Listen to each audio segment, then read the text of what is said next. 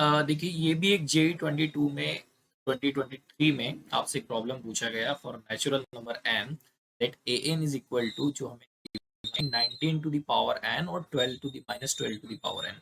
देखिए in general अगर आप इसको अंडरस्टैंड करते हैं तो अगर देखें तो एक फीलिंग तो हमें ये आती है कि सर नीचे जो वैल्यू पूछी गई है उन वैल्यूज के हिसाब से अगर देखा जाए तो ए का वैल्यू 9 10 और 8 रख के हम इसको इवेल्युएट कर दें, उनको यहाँ पर सब्स्टिट्यूट कर दें तो हमें आंसर मिल जाएगा।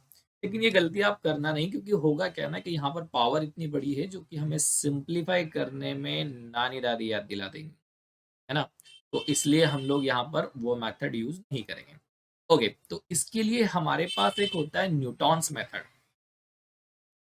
न्यूटॉन्स मेथड करके हम एक जो क्वाड्रेटिक इक्वेशन के लिए न्यूटॉन्स मेथड यूज करते हैं, है ना, न्यूटॉन्स मेथड। अब न्यूटॉन्स मेथड आपको क्या कहता है जरा उसको ध्यान से समझिए। अगर X square plus B X plus C equal to zero एक क्वाड्रेटिक इक्वेशन अगर आपके पास हो तो इसके दो रूट्स हो सकते हैं, अल्फा, और उसी को हम लोग कुछ इस वे में लिखते हैं। हम लोग यहाँ पर एस एन लिख सकते हैं, अल्फा एन लिख सकते हैं, जो हमें चाहे वो लिख सकते हैं। देखिए अल्फा नॉर्मली हम लोग यहाँ पर यूज करते हैं, इसलिए हम लोग अल्फा को यूज नहीं करते हैं, और plus minus beta to the power N. तो यहाँ से अगर इसको कंपेयर किया जाए, A N is equal to 19 to the power N minus 12 to the power N. So alpha is equal to what sir? Alpha is equal to हो गया आपका 19 और बीटा हम लोग एज्यूम कर लेते हैं यहाँ पर 12।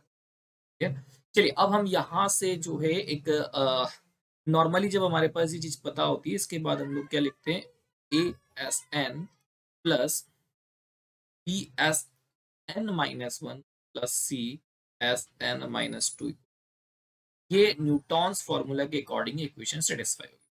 अच्छा, इसी के साथ साथ हमें जो है एबीसी की वैल्यूज की रिक्वायरमेंट, तो एबीसी की वैल्यूज को फाइंड आउट करने के लिए हम लोग रूट्स की हेल्प से क्वाड्रेटिक इक्वेशन जनरेट करेंगे। देखिए हमें ये इक्वेशन अभी पता नहीं है, लेकिन अब हम लोग जनरेट कर लेंगे। As we know that X square minus sum of roots that is 31। दोनों का अगर सम मिलाएंगे तो 31 एक्स हो जाएगा, और दोनों के अगर प्रोडक्ट की अगर बात करें तो 19 इंटू 12 करके कुछ आपको मिलने वाला है।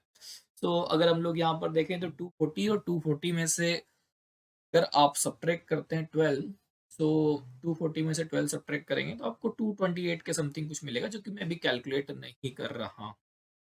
क्लियर है यहाँ तक? तो यहाँ से हम लोग अगर वैल्यूज को कंपेयर करते हैं, है ना, यहाँ से अगर हम लोग वैल्यूज को कंपेयर करते हैं, ए हमें मिल रहा है 1, बी हमें मिल रहा है -31, और सी हमें मिल रहा है 19 इंटू, क्या मिल रहा है बेटा, 19 इंटू एबीसी का वैल्यू हमारे पास है, जिसका हमारे पास A into S N plus B into S N minus one plus C into S N minus two की record.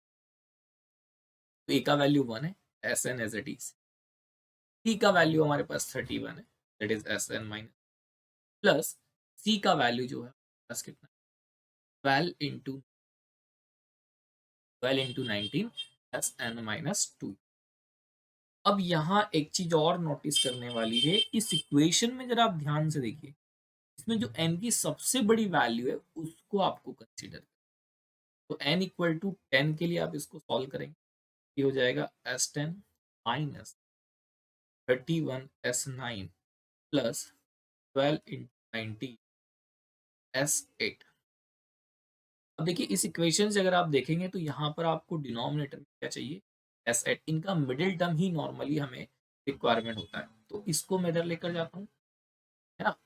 s10 minus 31s9 is equal to -12 into 90 set.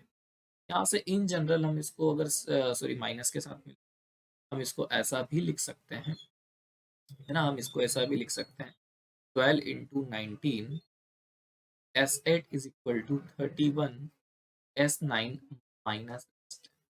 Okay, अब देखिए यहाँ पर अगर देखा जाए तो 31 माइनस ए एन, 31 इंटू -10 तो हमारे पास मिल चुका है, ये एज इट इज है। अब यहाँ मुझे डिनोमिनेटर में अगर आप देखेंगे तो क्या चाहिए बेटा, 57 इंटू 8 ए 8, तो 57 इंटू A8 को मैं दोनों साइड जो है A8 की जगह पे मैं एसेट कर लेता हूँ, क्योंकि मुझे यहाँ पर एस अभी फिलहाल में दिया, बाद में हम लोग रिप्लेस कर देंगे। तो दोनों साइड हम इसको कर देते हैं। सर एसेट से एसेट गेट्स कैंसिल आउट।